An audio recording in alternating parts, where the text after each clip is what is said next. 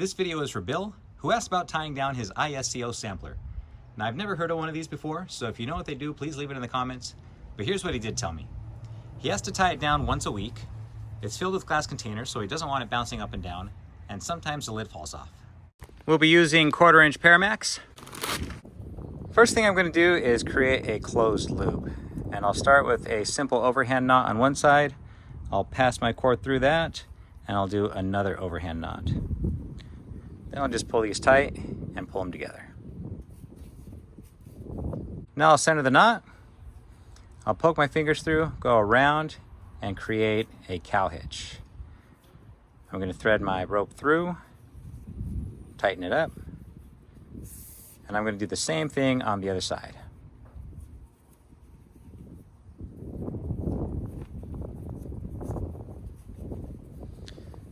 There we go. Pass through our anchor point. I'll twist away from me once, twist away from me twice, and then I'll push the standing end through that window I just made. I'll take my free end, I'll thread it through, and once everything spills into place, I end up with a proper bowline. With our container in place, we'll take our cord, we're going to go around the front, and this loop is going to go half on the back, half on top. Red cord in the front, and then our green loop is half on the back, half on top. Now we'll pull out our slack so that we can tension it up on this back corner here. Pulling in tension from here may be enough. The red rope is pushing against the wall, the green loop is pushing down into the bed, but even if I pull in a lot of tension, it still wants to flip out from underneath, and that's not acceptable. So what we're going to do is make an additional anchor point. I'm going to tie into the frame. You can see it right there. I'm going to tie in that same loop you saw earlier, and then I'm going to loop that around the frame. I have my loop tied around the frame, and I've also installed an unreasonable shackle.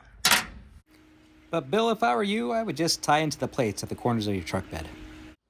I'm going to install another midline. Now, if you'd like to support my channel, you can pick up a set of unreasonable shackles at my shop, awesomforsale.com. But you can use carabiners or good old-fashioned knots too. Now we'll hook into our secondary anchor point, and we're going to go around and hook into where we tied into the frame. I'll hook down below, up top, down below, up top, and then I'll pull in my tension. Now this is a major mechanical advantage, so I don't have to get too crazy here. Leave it in the comments if you know what the ratio is. To tie it off, I'll pull in a loop, and then I'll just pull in a couple half hitches. And if you do this on your own truck, there should still be enough gap here so that you can close your tailgate. So there it is. I think this will be a lot more secure for Bill. We have our green loop holding down our lid and helping to push down our container. Our red loop is keeping it up against the wall of the truck. And then we have our lower anchor point that's keeping it from flipping out. Now that we have everything set up, let's see how long it takes.